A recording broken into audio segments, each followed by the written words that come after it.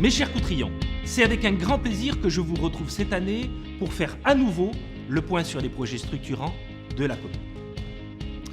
À l'occasion des vœux pour 2016, j'avais évoqué plusieurs perspectives d'ampleur. Je suis fier cette année de vous montrer tout ce que nous avons pu engager et bien d'autres choses encore. Malgré des dotations de l'État en baisse, des transferts de charges toujours plus lourds, nous avons eu une année riche et bien rythmée. Je vous avais annoncé l'arrivée sur Coutras d'un centre de santé en lieu et place de l'ancien centre l'AME. Ces locaux acquis par la ville en 2015 vont être entièrement réhabilités en 2017. Avec le concours de l'Agence régionale de santé, de l'ACALI et de l'hôpital de Libourne, nous avons travaillé en 2016 à affiner le projet pour qu'il réponde au mieux à vos attentes. Nous avons activement prospecté pour le recrutement de 4 médecins généralistes qui arriveront sur Coutras dès cette nouvelle année. Avec une population grandissante et au cœur du quartier prioritaire de la ville de Coutras, l'accès aux soins était un véritable enjeu que j'avais à cœur de résoudre. C'est un axe fort de notre mandat. Ce centre de santé est indispensable. Il va amener à notre commune un service qui est très attendu, de proximité et d'une grande qualité. Je suis donc très heureux de pouvoir vous annoncer que son ouverture est programmée pour la rentrée 2017.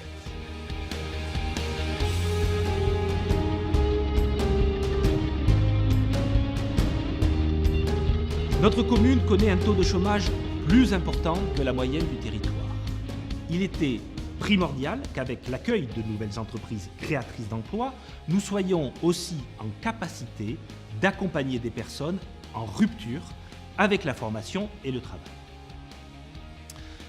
Dans le cadre d'un appel à projet Open Gare et avec l'aide de l'ACALI, nous nous sommes battus pour que Coutras accueille un restaurant d'application. L'ancien restaurant de la gare va donc être réhabilité en un centre de formation au métier de bouche ouvert au public comme un restaurant. Il y sera proposé une offre de formation solide et un suivi personnalisé des publics en reconversion tout en diversifiant l'offre de restauration sur la commune. C'est un projet pour lequel je suis très enthousiaste. Il valorise l'apprentissage de nos savoir-faire et va s'inscrire dans un programme beaucoup plus large de rénovation du quartier de la gare avec plus d'emplois, plus de logements et plus de services. Sur un certain nombre de dossiers, je voulais que la municipalité puisse s'appuyer sur une instance citoyenne pour l'aider dans ses décisions. Un conseil économique, social et environnemental Coutrillon, le CESEC, va bientôt se constituer. Des membres de la société civile seront réunis pour lancer des réflexions sur des sujets économiques, sociaux et environnementaux. C'est une démarche que j'accueille très favorablement et j'ai hâte de voir ce qui pourra être produit. C'est l'occasion, à la fin de cette première moitié de mandat, de permettre l'expression des citoyens, même en l'absence de scrutin. C'est un bel outil pour la démocratie locale et la démocratie participative. Le CESEC sera opérationnel début 2017.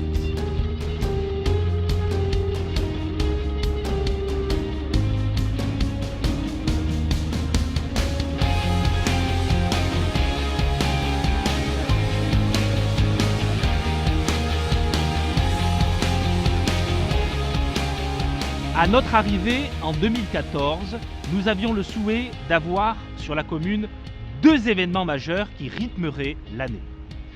Un événement sportif, le triathlon, et un culturel, les fêtes de Coutras. Ces fêtes de Coutras sont un événement incontournable pour notre ville et la dernière édition a été un véritable succès.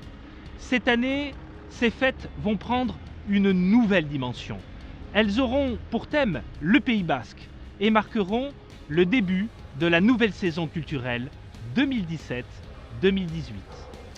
L'organisation sera elle aussi complètement revue puisque cette année, les fêtes de Coutras dureront 4 jours, du jeudi au dimanche soir. C'est avec beaucoup d'émotion que je veux aussi vous annoncer que M. Baldi nous fera l'honneur d'une exposition exceptionnelle de 3 mois à l'espace culturel pour la rentrée 2017.